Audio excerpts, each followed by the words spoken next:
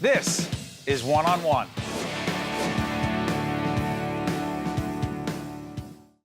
It's my honor, my pleasure to introduce the president of the NJEA, Marie Blistan. Good to see you, Marie. Thank you, Steve. I just finished an interview here with the Commissioner of Education of the state of New Jersey, Dr. Repollet.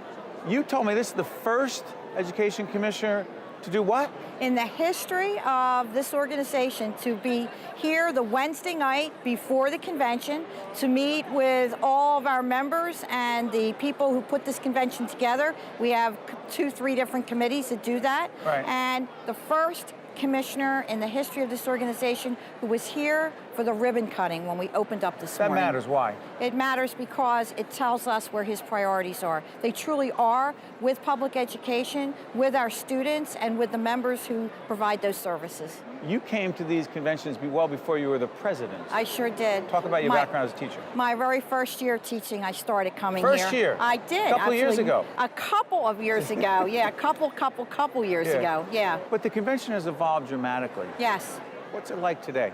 Well, it's evolved. I mean, even many years ago, we didn't have as many of the workshop offerings as we have. We didn't represent that many members. Today, I'm very happy to tell you that we represent members from pre-service, those students who are in college who want to become teachers, through K through 12, through college, and through our members who are retired. There's something here for literally for everyone, but there's a common thread. And the common thread still is students, children, and what we need to do in this country to move our country forward through public education. School violence, guns in the hands of teachers who are trained to use those guns. You're shaking your head before I even finish the question. Because? Yeah, it's totally ridiculous. What we should be doing is putting our efforts and our time and money into resources for our public schools so that we can, in fact, provide the necessary resources and supports that our students, our children, and their families need. And for those who are watching saying, yeah, but if, God forbid, something happens and a teacher is armed, he or she is in a better position to protect his or her students, you say? That's also ridiculous. We are not trained to be police officers. We are trained to be teachers, nurturers, and facilitators. And we're very good at doing that job. Park tests, standardized testing, where are we today? We are working with the Commissioner, the Department of Education, and all other stakeholders to look for another assessment that will more adequately reflect what our standards are. A different kind of test?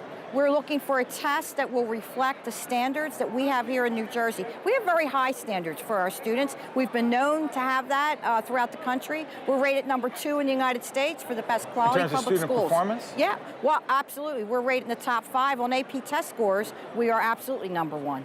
Is the question of who is going into teaching changed dramatically in the last 10, 15 years? I think, yeah, our colleges started to report that there was a downturn in students who were interested in public education during the prior 8 years of the governor in this state.